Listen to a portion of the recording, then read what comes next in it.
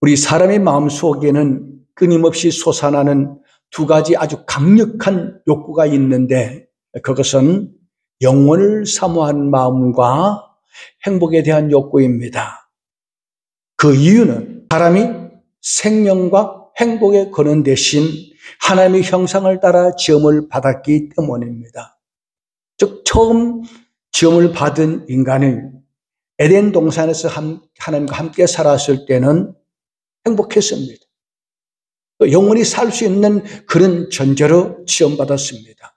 그러다가 뱀의 유혹을 받은 인류상 아담과 하와가 하나님의 말씀을 불순종함으로 죄를 범하게 되었고, 죄를 범한 우리 인간은 하나님을 떠나와 버리고 말았습니다.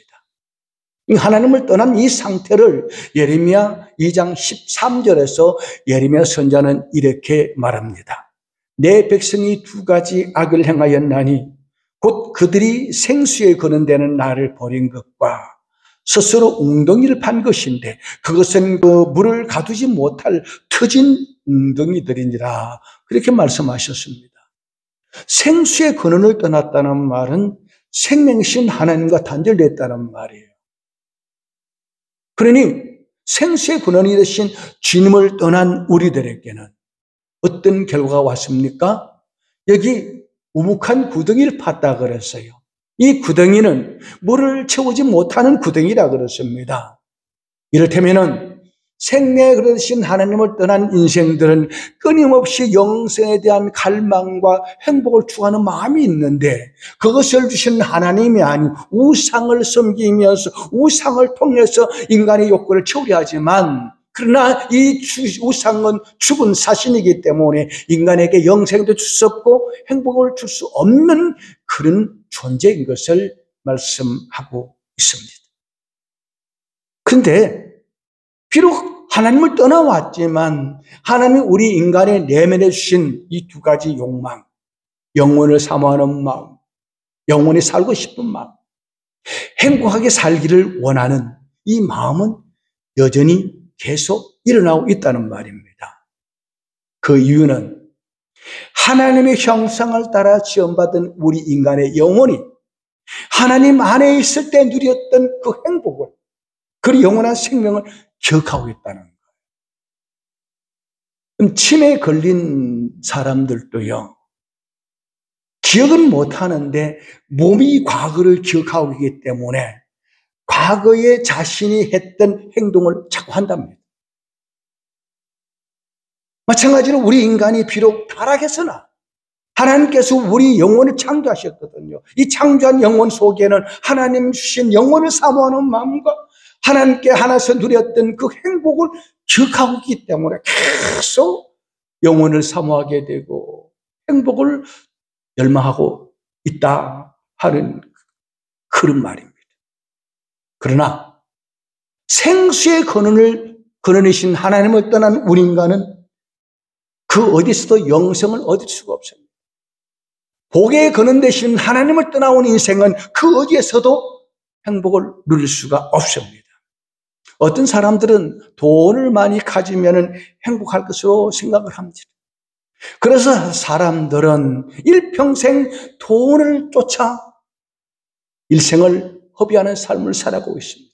어쩌다가 갑자기 많은 돈이 생기면 이야, 행복의 파랑새를 붙잡았다라고 생각을 합니다.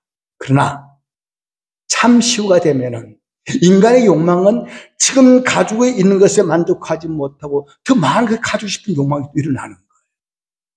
그러니까 가지면 가질수록 더 많이 가지고 싶은 욕망이 우리 마음속에 일어나게 되면은 잠시 동안 우리 마음에 머물렀던 행복의 파랑새가 헐헐 날아가 버립니다. 그러므로 세상이나 물질이 가져다 주는 행복이란 말 그대로 해프닝입니다. 여러분, 행복이라는 말의 영어가 해피니스인데 해피니스의 원형이 해프닝입니다. 세상이 주는 행복은 바로 해프닝이다라는 그런 뜻을 가지고 있어요. 그래서 생수와 행복의 그런 대신 하나님을 떠나 죄 가운데 있는 우리 인간들은 결코 행복할 수가 없습니다. 이것이 하나님을 떠난 우리 인간의 실존입니다. 행복이란 소유의 넉넉함이 있는 것이 아니라 지족하는 마음에서 오는 평안을 가질 때 진정으로 행복할 수가 있다는 그런 말입니다. 그러므로 우리가 진정한 행복을 얻기 위해서는 마음의 평안을 얻어야 되는데 이 평안이 어디 있습니까? 하나님께 돌아와야 된다는 거죠. 만복에 거는 되시고 생명에 거는 되시는 하나님께 돌아올 때 우리 마음의 평안이 일어나게 되고 행복을 얻을 수가 있다는 그런 말입니다. 그래서 유명한 성 어스틴이 회개하고 돌아와서 처음으로 고백한 말이 하나님이여 당신은 당신을 위해 우리 인간을 지으셨기 때문에 당신 품에 안기기 전에 참된 만족도 참된 평안도 없었습니다 라고 했습니다. 영생과 평안이 어디 있다고요? 예수 그리스도 안에 있습니다. 그리스도를 만나야 됩니다. 그리스도로 돌아와야 됩니다. 그런데 말이죠, 우리가 꼭 한 가지 기억하겠어요. 예수를 믿기만 하면은 영생을 얻습니다. 근데 예수를 믿으면서 평안이 없어요. 행복을 누리지 못해요. 그 이유는 우리가 전심으로 하나님께 돌아오지 않았기 때문입니다. 하나님은 우리가 입술로만 돌아오는 것이 아니고 전인격적으로 전심으로 하나님께 돌아오기를 원해요. 사무엘상 7장 3절에 보니까 하나님께서 이렇게 말씀하십니다. 만일 너희가 전심으로 여호와께 돌아오려거든 이방 신들과 아스도라스를 너희 중에서 제거하고 너희 마음을 여호와께로 향하여 그만을 섬기라 했습니다. 무슨 말입니까? 집을 나간 탕자가 회개하고 돌아왔을 때 자신의 모든 기득권을 내려놓고 아버지의 종으로 돌아왔던 것처럼 진전심으로 하나님께 돌아오기 위해서는 지금까지 내가 주인 삼았던 모든 것을 내려놓고 하나님을 나의 왕, 나의 주인으로 모시고 하나님만을 섬기는 삶을 살아야 이것이 전심으로 하나님께 돌아오는 사람이요, 이런 자에게 하나님께서 만족한 평안을, 행복을 주신다 하는 그런 말씀입니다. 그래서 전심으로 하나님께 돌아왔던 구약 이스라엘 왕 다윗은 시편 23편에서 이렇게 고백합니다. 여호와는 나의 목자시니 내게 부족함이 없으리로다. 다윗이 이 고백을 할 때 그런 핍박을 당하며 쫓겨다닐 때입니다. 그 심한 환난 속에서도 여호와는 나의 목자, 나의 주인이시니까 나는 부족함이 없다고 그런 행복을 노래했습니다. 자, 그렇다면 하나님을 주인으로 삼고 사는 삶은 어떤 삶입니까? 그것은 하나님을 경외하는 삶입니다. 이 하나님을 경외한다 하는 이 말은 하나님을 최상의 존재로 여기고 하나님을 나의 주인으로 삼고 그 하나님 앞에 거룩한 두려움과 존경심을 가지고 그분의 말씀에 순종하며 그 하나님을 섬기는 것, 이것이 바로 하나님을 경외하는 것이다 라고 성경 가르치고 있습니다. 그 하나님께서 우리에게 진정으로 행복하기를 원한다면은 하나님을 경외하라고 말씀하십니다. 신명기 10장 12절 13절에 보니까 이스라엘아 내 하나님 여호와께 내게 요구하는 것이 무엇이냐? 곧 네 하나님 여호와를 경외하여 그의 모든 도를 행하고 그를 사랑하며 마음을 다하고 뜻을 다하여 내 하나님 여호와를 섬기는 것이니라 했습니다. 여호와를 경외한다는 말은 그분을 나의 왕으로 삼고 그분을 존중 여기며 그분을 사랑하며 그분을 섬기며 그 말씀에 순종하는 삶, 이것이 여호와를 경외하는 사람이요, 이런 사람이 전심으로 하나님께 돌아온 사람이다 라는 그런 말씀입니다. 이것이 우리 행복을 위해서 하나님께서 요구하시는 것이다 라고 분명히 성경은 말씀해 주고 있습니다. 그리고 오늘 우리가 함께 은혜 받을 시편 128편은 하나님을 경외하는 자의 행복이 어떤 것인가에 대해서 말씀해 주고 있습니다. 그런데 여기서 말하는 이 행복은 개인적인 행복을 말하지 않습니다. 가정의 행복을 말씀하고 있습니다. 사실 요즘 우리가 살고 있는 이 시대는 극단적 개인주의가 만연해 있습니다. 자기 자신만 편하고자 하는 그런 이기심으로 팽배해 있단 말이에요. 그래서 가족을 위해서 희생하는 것을 싫어합니다. 물론 부모는 자식을 위해서 희생하기를 마다하지 않습니다만, 그러나 가족 공동체 안에서 자기만 편하려고 하는 거예요. 그래서 요즘 젊은이들은 결혼을 기피합니다. 결혼하면은 희생해야 되니까, 가족을 부양해야 되기 때문에 남자는 아내와 자식을 또 보살펴야 되고, 또 여자는 남편을 섬겨야 되고, 그게 다 싫은 거예요. 그래서 결혼을 하지 않고 혼자 사는 사람들 너무나 많아요.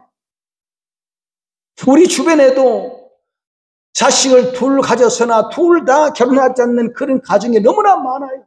결혼을 한다 할지라도 자식은 가지지 않겠다.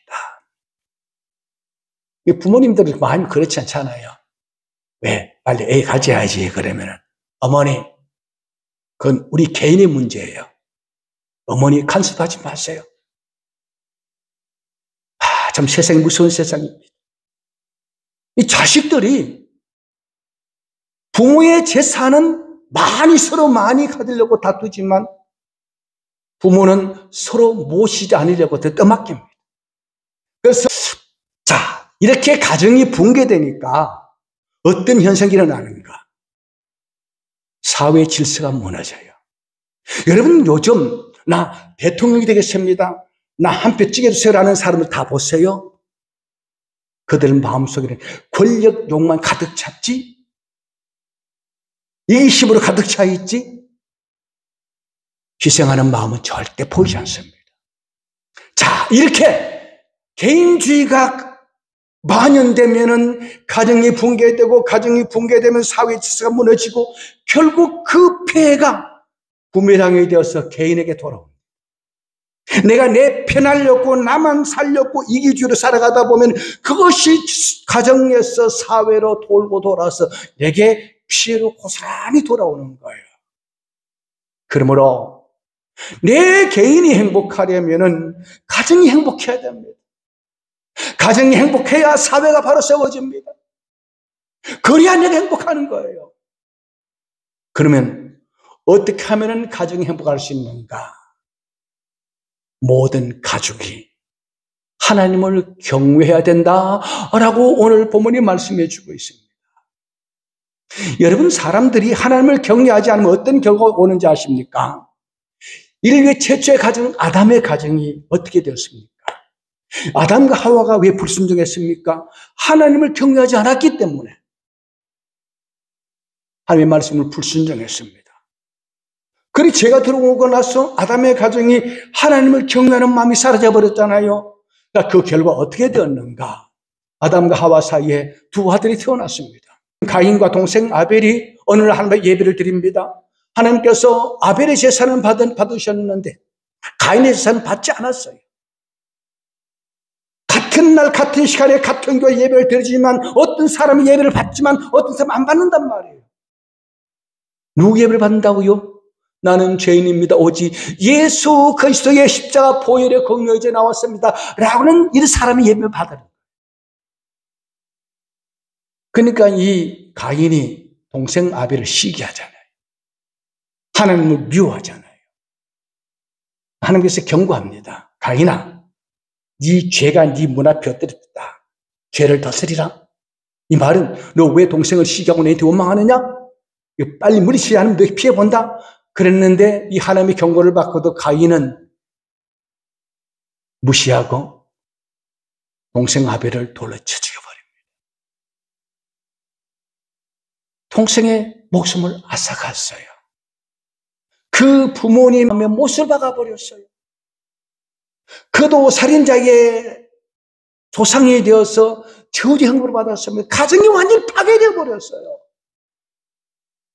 이 하나님을 경외하지 않는 가정은 이렇게 각각 자기만 생각하고 서로 상대방의 가슴에 못을 박고 피해를 주는 흐른 아수라장으로 변한다고 성경이 말씀해 주고 있습니다. 그러므로 우리가 꼭 기억할 것이 한 가지 있습니다. 자식들이 좋은 대학 들어가서 세상적으로 성공하기 전에 어릴 적부터 하나님을 경외하는 믿음의 자녀를 양육해야 된다. 그러기 위해서는 부모가 본을 보여줘야 합니다.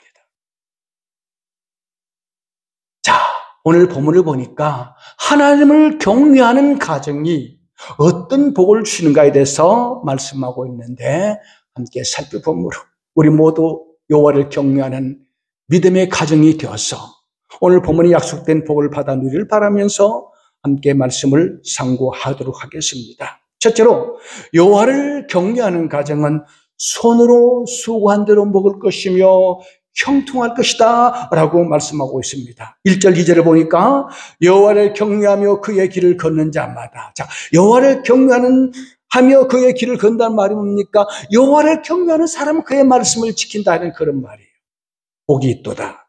네가 네 손이 수고한 대로 먹을 것이라.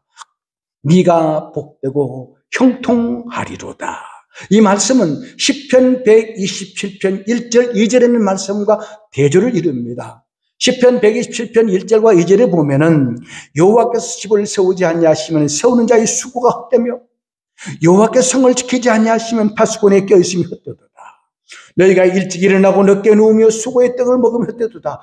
그래서 시편 127편 1절 2절 말씀과 오늘 우리 본문 시편 128편 1절 2절 말씀을 통해서 우리 성도가 이 세상에서 어떤 삶을 살아야 할 것이며 또한 하나님을 경외하는 자에게 어떤 복을 허락해 주신가를 잘 말씀해 주고 있습니다.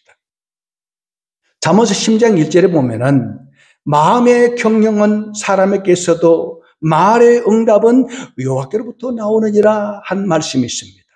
이 말씀에서 우리는 이 세상은 결코 우리의 의지와 우리의 노력만으로는 모든 것이 이루어지지 않는다는 사실을 말씀해 주고 있습니다. 자, 우리의 노력만으로, 우리 의지만으로 아무것도 이루지 않는다면, 그렇다면 아무것도 하지 않고 누워서 감나무 위에서 감이 떨어지기만 기다려야 됩니까? 결국 그래서는 안 되죠. 네 손이 수고한 대로 먹을 것이라는 이 말씀에서 우리에게 주는 교훈이 무엇입니까? 수고한다는 말이 뭡니까? 하나님을 경외하는 사람은, 자기 인생을 하나님께 맡긴 사람은 하나님을 의지한다는 이유 때문에 아무것도 하지 않고 하늘만 쳐다보는 것이 아니라 겨르지 않고 나태하지 않고 오히려 최선을 다해서 노력을 다하는 사람이 하나님을 경외하는 사람이다. 하나님을 믿는 사람이다. 라는 그런 말씀입니다. 데살로니가서 3장 1절에서 사도 바울은 말하기를 일하기 싫거든 먹지도 말라 그랬어요. 왜냐하면 일하지 않고 먹으려 하는 것은 심지도 않고 거두려고 하는 그것과 마찬가지로 하나님을 만홀히 여기는 죄다라고 말씀하고 있는 거예요. 그러므로 하나님을 경외하는 우리는 누구보다도 땀 흘려 성실히 일해야 하고 최선의 노력을 해야 됩니다. 그렇게 할 때 하나님께서는 당신을 경외하는 자의 수고를 헛되지 않게 하신다 하는 그런 말씀입니다. 이스라엘 백성들이 하나님을 버리고 우상을 숭배하는 피하게 빠졌을 때 그들이 열심히 농사를 짓습니다. 열매가 익기 전에 다 떨어져 버립니다. 열매가 아무리 성실하게 맺혀도 황충이 와서 다 먹어버려요. 그들의 노력이 다 헛된 것이 된 것입니다. 가나안 땅이 적과 꿀이 흐르는 땅이지만 하나님을 경외하지 않을 때 그들의 모든 수가 헛되게 했던 것처럼 하나님을 경외하지 않는 사람 재물을 쌓아놔도 그것이 내게 머무르지 않는단 말입니다. 그러므로 말씀대로 살아야 됩니다. 성실해야 됩니다. 두 번째로 여호와를 경외하는 가정은 부부의 아름다운 관계 속에서 기쁨을 누리게 된다라고 말씀하고 있습니다. 3절을 보면은 내 집 안방에 있는 내 아내는 결실한 포도나무 같으며 라고 했습니다. 여기서 안방이라는 말은 집의 구석이나 모퉁이에 있는 방을 의미하는데 이는 이스라엘의 생활 풍속을 반영한 말씀입니다. 당시 이스라엘 집은 주로 아내의 방이 가장 은밀한 곳에 있습니다. 이는 아내가 담당했던 가정에서의 역할의 특성을 반영하기도 합니다. 그런데 시인은 아내를 결실한 포도나무에 비유하고 있습니다. 이는 많은 자녀를 낳고 그들을 양육하는 아내의 모습을 염두에 둔 것이지만 한편으로는 이 포도나무의 그 가지는 연약한 특성을 가지고 있다는 사실을 염두에 두고 말씀하고 있습니다. 즉 아내라는 존재는 남편의 조력자요 자녀들의 양육자 역할을 다해야 하는 강한 존재입니다. 여자는 강하다고 했던 것처럼 어머니는 강하다고 했던 것처럼 강한 존재입니다만 그러나 선천적으로 연약하여 다른 곳을 의지하지 않고서는 제대로 살 수 없는 연약한 존재임을 포도나무로 비유를 하고 있습니다. 그래요.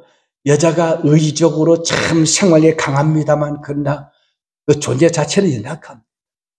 그래서 베드로전서 3장 7절에서 사도 베드로는 말하기를 남편들아 이와 같이 지식을 따라 너희 아내와 동거하고 그를 더 연약한 그릇이요 또 생명의 은혜를 함께 이어받을 자로 알아 귀히 여기라 그랬습니다. 아무리 강한 척할지라도 여자는 연약한 존재다. 그러니까 남편들아 네 아내의 연약함을 이해하고 사랑하면서 그의 부족함을 스스로 채워줘가면서 협력하여 아름다운 가정을 이루라 하는 것이 본문의 말씀이에요. 부부는 가정의 기초입니다. 두 남녀가 만나서 결혼하면 비로소 한 가정이 탄생하게 되는 거예요. 그런데 오늘날 가정이 불행해지는 원인이 어디 있습니까? 부부 문제 때문입니다. 부부 사이 문제가 생기면 가정이 파탄되는 거예요. 그 자식들도 다 빗나가게 되는 거예요. 그리고 그 문제의 시작은 서로를 이해하고 품어주기보다는 다 자기 위주로 생각하고 판단하고 자기 위주로 가정을 이끌어 가려고 하니까 여기에 충돌이 생기게 되고 문제가 발생하게 되는 거예요. 아름다운 가정, 아름다운 부부관계는 서로 이해하고 협력하여 부족함을 채울 수 있는 마음에서 시작되는 것입니다.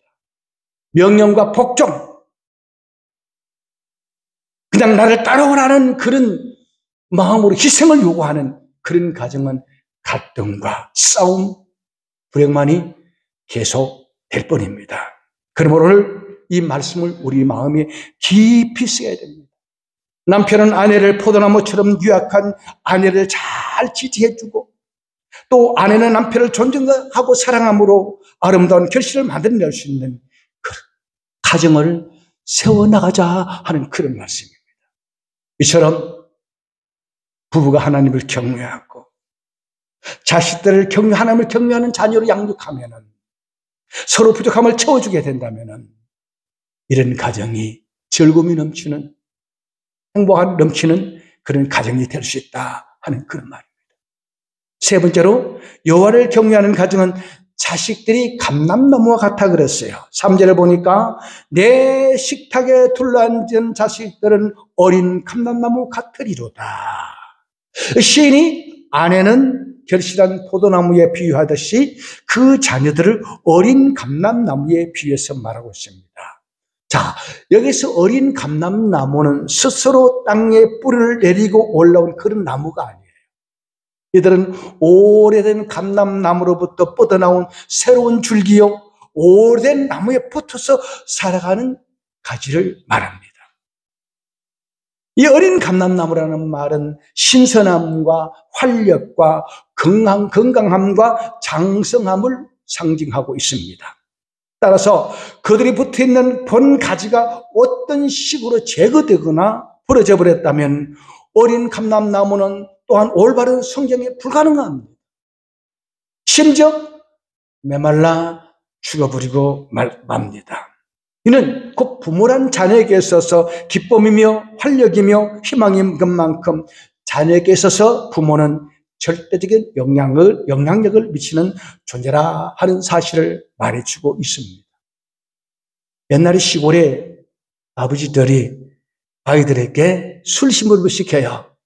진자 들고 막걸리 사가오라 그러면은 그 사가오면서 애가 홀짝홀짝 마셔요. 나중에 요 아들이 술 고래가 되어버려요. 그러나 하나님을 경외하는 부모 밑에 자란 자식들은 달라요. 자, 아브라함의 아들 이삭을 한번 보십시오. 어느 날 이른 새벽에 아버지 아브라함이 잠자고 있는 이삭을 깨웁니다. 야, 너 따라오라. 3일 길을 걸어서 모리아산에 올라가서 정상에서 그 아버지가 아들 이삭을 결박하는 거예요. 그리고 칼을 딱 끄집어내면서 아들아, 3일 밤 저녁에 하나님이 내게 나타나셔서 너를 번제로 드리려 했다. 청천벽력 같은 말씀을 하시는 거예요. 이삭이 어떻게 했습니까? 인간적으로 생각하면 아버지 말이 망령된 사람의 말이지 보통 정상적인 사람의 말이 아니란 말이에요. 그런데 이삭은 한마디 반항하지 않습니다. 그래요. 하나님께서 그렇게 말씀하셨다면 그렇게 하셔야 되죠. 순순히 순종합니다. 이 아브라함의 순종이 어디서 나왔을까요? 이삭이 태어나서 아버지 품에서 자라면서 평상시에 아버지 아브라함은 하나님의 말씀이라면 무조건 순종하는 거예요. 이걸 보면서 자랐어요. 그리고 하나님은 그런 아브라함을 축복하셨고 그 아버지가 받은 축복을 이삭은 누리면서 성장했단 말이에요. 자기도 모르는 사이에 하나님을 경외하는 아버지의 신앙이 고스란히 몸에 배었습니다. 아버지 따라서 그도 순종했다 하는 그런 말씀입니다. 자식은 부모의 얼굴이라 했습니다. 그러므로 하나님을 경외하는 부모 밑에 하나님을 경외하는 자식이 난다 하는 그런 말이죠. 그러므로 여러분 사랑하는 자식에게 많은 재산을 물려주기보다는 하나님을 경외하는 신앙을 유산으로 물려주시기 바랍니다. 마지막 5절 6절에는 이렇게 말씀하고 있습니다. 여호와께서 시온에서 내게 복을 주실지어다. 나는 평생의 예루살렘의 번영을 보며 내 자식의 자식을 볼지어다. 이스라엘에게 평강이 있을지로다. 이 시온이 어떤 곳입니까? 하나님의 성전에 있는 성산으로 하나님의 임재의 상징적 처소를 말합니다. 예루살렘이 시온입니다. 이스라엘은 바로 시온, 하나님의 성전에 있는 예루살렘 중심으로 살았던 거예요. 그리고 이 시온은 오늘날 교회를 가리킵니다. 그러므로 5절, 6절 말씀은 하나님을 경외하는 사람은 하나님을 주인으로 삼고 하나님의 집인 교회를 가까이 하며 그 하나님의 교회를 삶의 중심으로 삼는다 하는 그런 말이에요. 이처럼 하나님을 경외하는 가정이 자손이 자손을 본다는 말이 뭡니까? 자손 대대로 하나님의 복을 누리며 살 것이다 하는 그런 말씀이고, 이런 가정으로 하나된 교회가 평화롭고 이런 평화로운 교회가 있는 사회는 번영하게 되고 평화롭게 된다 하는 것이 오늘 본문의 말씀입니다. 말씀을 마치겠습니다. 잠언서 17장 1절에 보면은 마른 떡 한 조각만 있고도 화목하는 것이 제육이 집에 가득하고도 다투는 것보다 나으니라 했습니다. 그렇습니다. 화목이 행복한 가정의 기초요, 행복한 가정이 국가의 번영과 평안을 가져다 줍니다. 예수 그리스도 안에 영생이 있고 평안이 있으며 행복이 있습니다. 그러므로 예수 그리스도를 나의 구주, 나의 가정의 주인으로 모시고 하나님을 경외하며 하나님을 사랑하며 그의 계명을 지켜 순종하는 삶, 그분을 섬기는 삶을 사시기 바랍니다. 그래요, 여러분의 가정이 노아의 가정처럼 온 가족의 여호와를 경외함으로 그 하나님을 경외하는 신앙으로 하나가 되어서 전심으로 하나님을 섬기고 순종함으로 구원의 기쁨과 평안이 행복이 넘치는 이 놀라운 축복이 임하게 되기를 주의 이름으로 축복합니다.